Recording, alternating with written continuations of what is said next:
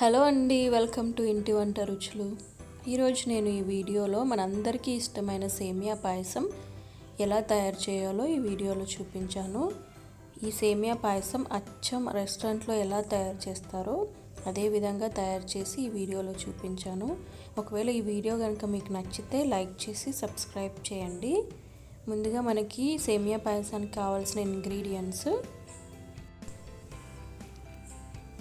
ఇక్కడ నేను 1/2 కప్పు సేమియా తీసుకున్నాను. అలాగే కొద్దిగా జీడిపప్పు, కొద్దిగా సారాపప్పు, 4 లేదా 5 బాదాం ఇలా చాప్ చేసుకొని పెట్టుకోవాలి. అలాగే కొద్దిగా ఎండు ద్రాక్షలు, 1/2 లీటర్ మిల్క్,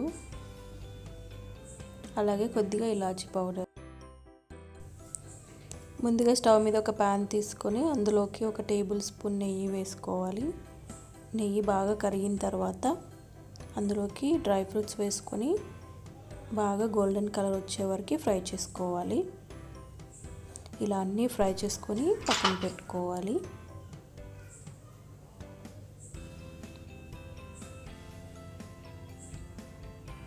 ఇప్పుడు అదే ప్యాన్లోకి మళ్ళీ 1 టేబుల్ స్పూన్ నెయ్యి తీసుకొని మనం పక్కన పెట్టుకున్న సేమియా అందులో వేసుకొని గోల్డెన్ కలర్ వచ్చే వరకు మీడియం ఫ్లేమ్లో ఫ్రై చేసుకోవాలి.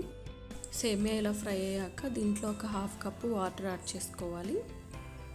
వాటర్ యాడ్ చేసుకొని 5 నిమిషాల పాటు మీడియం ఫ్లేమ్లో ఉడికించుకోవాలి. ఇప్పుడు దీంట్లో 1/2 కప్పు షుగర్ యాడ్ చేసుకొని బాగా మిక్స్ చేసుకోవాలి. వాటర్ యాడ్ చేయడం వల్ల సేమియా అనేది త్వరగా ఉడికిపోతుందండి.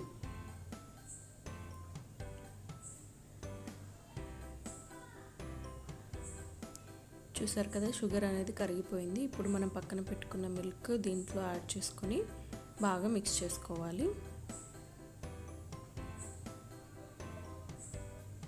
ఇలా బాగా మిక్స్ చేసుకొని 5 నిమిషాల పాటు ఉడికించిన తర్వాత దీంట్లోకి నేను గ్రేట్ చేసి పెట్టుకున్న కోకోనట్ వేసి బాగా మిక్స్ చేశాను. కోకోనట్ వేయడం వల్ల టెక్స్చర్ అనేది థిక్గా బాగుంటుంది, అలాగే టేస్ట్ కూడా చాలా బాగుంటుంది. అలాగే మనం ఫ్రై చేసి పెట్టుకున్న డ్రై ఫ్రూట్స్ అలాగే ఇలాచీ పౌడర్ వేసుకొని బాగా మిక్స్ చేసుకొని ఒక బౌల్లోకి ట్రాన్స్ఫర్ చేసుకోవాలి.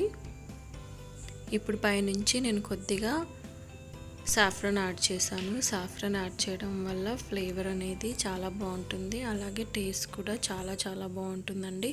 మీరు కూడా ఇంట్లో ట్రై చేసి మీకు ఎలా వచ్చిందో నాకు కమెంట్ చేయండి. చూసారు కదా, యమ్మీ టేస్టీ సేమియా రెడీ అయిపోయింది. ఇప్పుడు ఒక బౌల్లోకి తీసుకొని సర్వ్ చేసుకొని తినేయచ్చు.